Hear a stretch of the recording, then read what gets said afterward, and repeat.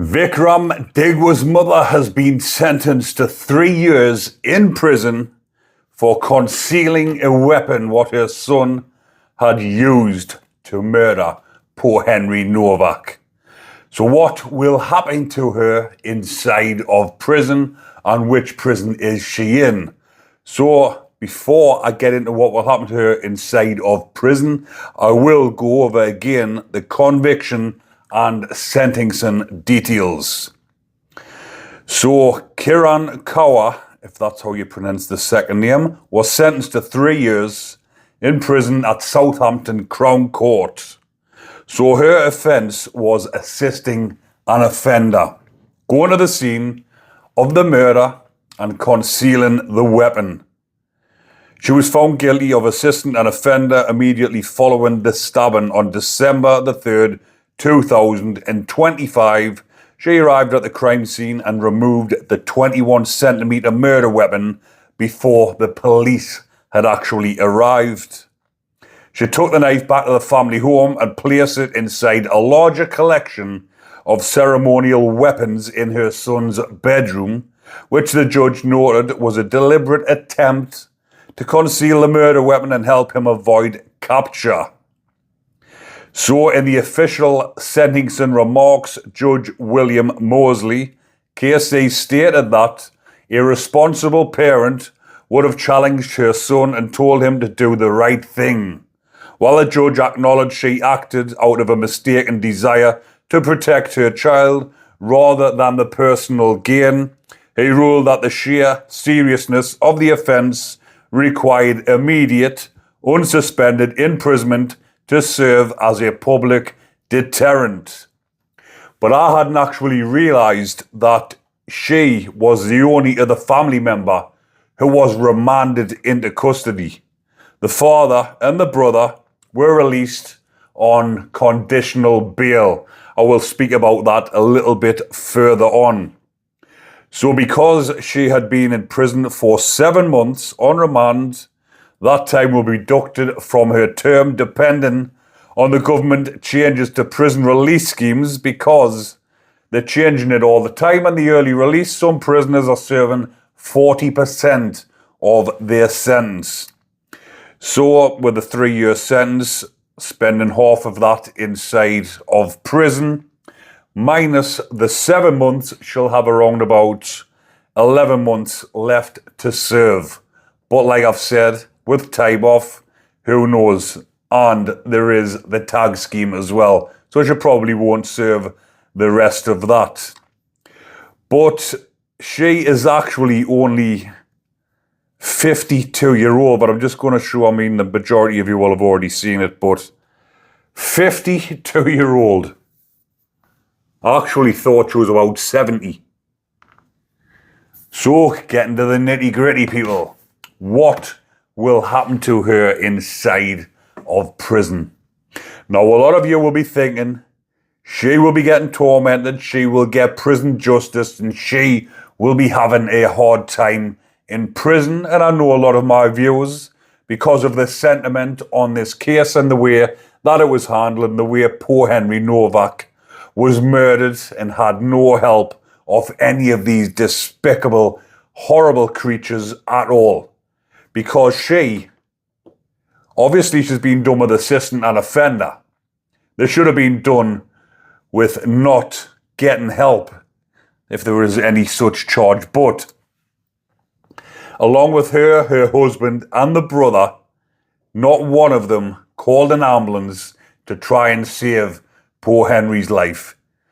Henry was just a teenage boy, 18-year-old boy who was in university doing well for himself.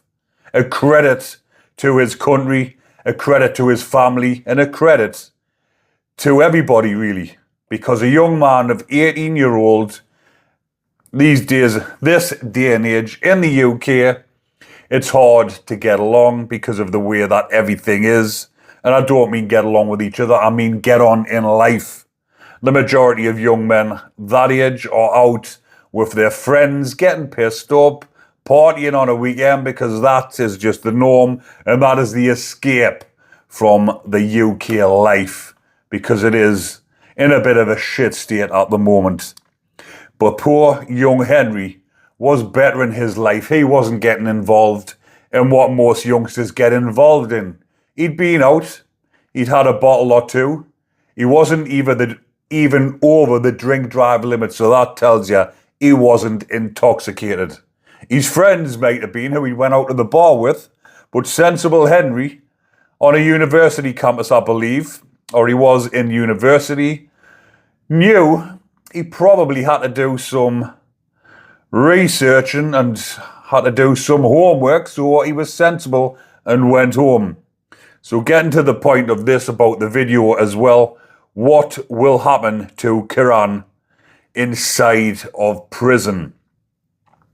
The prison, it doesn't actually state the prison that she's been held on remand in, but the closest prison to Southampton is HMP Bronzefield. And HMP Bronzefield is a woman's high security prison which holds some of the country's most dangerous women. And Lucy Leppy is housed in there along with some other child killer, I can't remember her name. And these are the types of women, monsters, that are housed in there. So that is the prison I do believe she will be housed in. But like I say, she's 52-year-old. So when she's landed in prison, I've spoke with a female who was in HMP Bronzefield, and I asked her opinion before I come on to do this. I says, what'll happen to Vickrum Digwa's mother inside of prison? Well, because she'd already been on remand for 7 months, when she first got remanded, that's when she would have been tormented. Well, not actually straight away, because a lot of these details didn't come out until the actual trial. So she'd already had time to settle in and get inside the prison and find her feet before it was all broadcast all over the news because of the trial when the trial came to light. So like I say, she's had time to settle in, figure things out and get friendly with a lot of the females, because the females inside of prison are a lot more compassionate and forthcoming and friendly than what the men are in the high security prisons.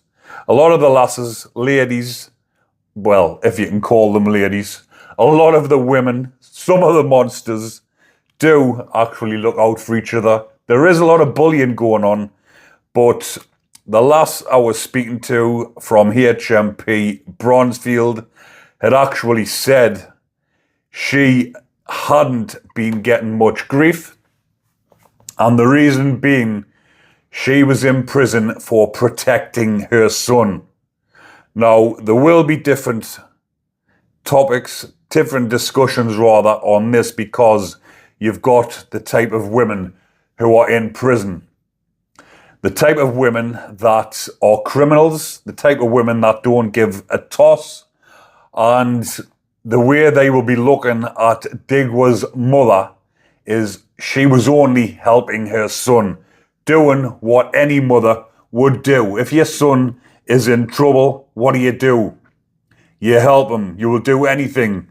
You will go to the ends of the earth to help your son. That's a mother's instincts. So that is the mentality and the mind of the women who are inside of HMP Bronzefield. So she will not be getting attacked because of the murder and because of hiding the weapon. She will probably be getting a lot more sympathy because of what I've just stated. She went to the scene to see what was going on. I don't know whether she'd been had a phone call and she's turned up. She's seen what's happened. Digwa's obviously said what he's done, and she has then went and discarded the knife. Didn't do a very good job of it, but she tried to discard it, and she done what she only thought, because obviously not being criminally minded, probably never been in trouble or locked up in her life.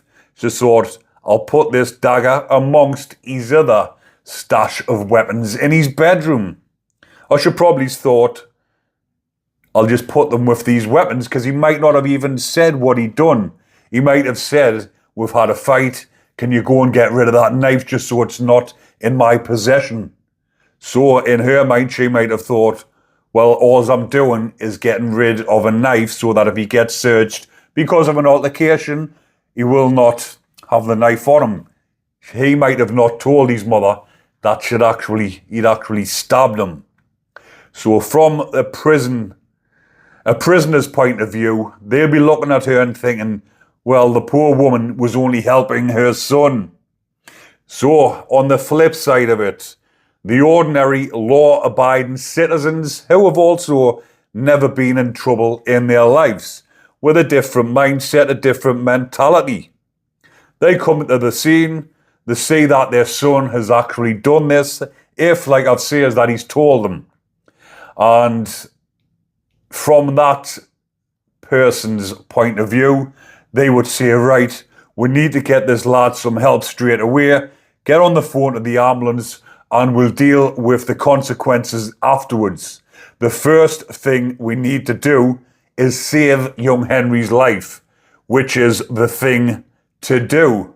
Preserve life, not get rid of the weapon and let a poor 18-year-old teenage boy die in the streets alone. So that is the flip side of it. You've got the prisoner's mentality and point of view and opinions on this. All she was doing was protecting her son. Then you have the law-abiding citizen, upstanding member of the community who would look and think, this young boy is in serious trouble. He's at risk of losing his life. We need to help him. We need to preserve the life. So that is the two sides of that. And Digwa's father and brother, the whole family was actually there. But not forgetting, I should have mentioned this earlier on, the one that the public had the most outrage against was the fucking copper as well. Obviously Digwa for doing what he done, the absolute coward, because he went to the extreme. And when poor Henry was running away, he stabbed him in the back of the legs as well. Stabbed him 5 times. Stabbed him through the heart to make sure that he was dead. Absolute cretin, wronging, despicable monster, cowardly, you know what. Gotta be careful with the words on here, people.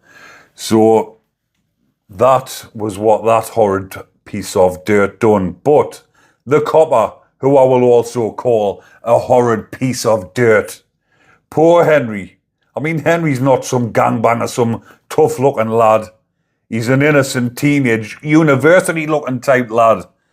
And the coppers have arrived on the scene. Poor Henry, gurgling at the mouth with blood, saying, I can't breathe. What did the copper say? I don't think so, mate. You absolute fucking wrong. And I hope you have nightmares about this, thinking, I'm going to be tarnished with this for the rest of my life, which it should be.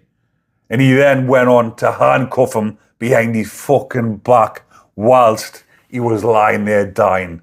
You absolute horrid piece of dirt. You should be up on trial. You should be going to HMP Frankland and getting partnered up with Digwa on the bacon wings. So, to the brother, they both got, so Gurpreet, brother, he was released on unconditional bail. He was the one that actually rang 999, and he was actually saying that Digwa, his brother, had been attacked. Made up a bullshit story to try and protect his brother. Didn't say there was urgency, that poor Henry needed urgent treatment. Didn't even go and assist him and aid him. All he was thinking about was getting his brother out of bother and making a bullshit story up. He didn't try to preserve the life of poor Henry. But guess what? In my eyes, he was worse than the mother. But he is not facing any charges. His charges have been dropped. Assisting an offender has been dropped. In fact, it hasn't even been dropped. They didn't even proceed. The coppers, let down again, didn't even go to the CPS to try and file a charge against him. And then the father, Moga Singh, was also released on unconditional bail. But as far as I see, he was actually the only one that tried to help poor Henry, because he must have seen he was gurgling on his own blood. And when the coppers arrived, the father had him up against the fence holding him because he was gurgling on his blood. So he was the only one that actually came to his aid and tried to assist him. But then when the coppers came, he let go of him and he was bouncing around, went behind the car, fell on the floor, incapacitated. And what did the copper do? Pull him by his feet, dragged him like a piece of fucking dirt, piece of meat from behind the car. And when he said, I'll repeat it, I can't breathe, he said, I don't think so, mate. What an absolute travesty, the whole fucking lot. It was an absolute piss take. So Gurpreet, not facing any charges, that didn't even go to the CPS to file a charge, but he's been charged with weapons charges because obviously when they've raided the house, he's been found with weapons in his bedroom and he actually had one in his possession. So he will be getting jailed as well, but he'll probably get a suspended sentence. But normally for weapons, you do, well, it's a suspended sentence. But they were trying to do a minimum of 6 months or an automatic 6 months for carrying a knife in the street. And that is the lowdown or the rundown on them lowlifes, shall I say.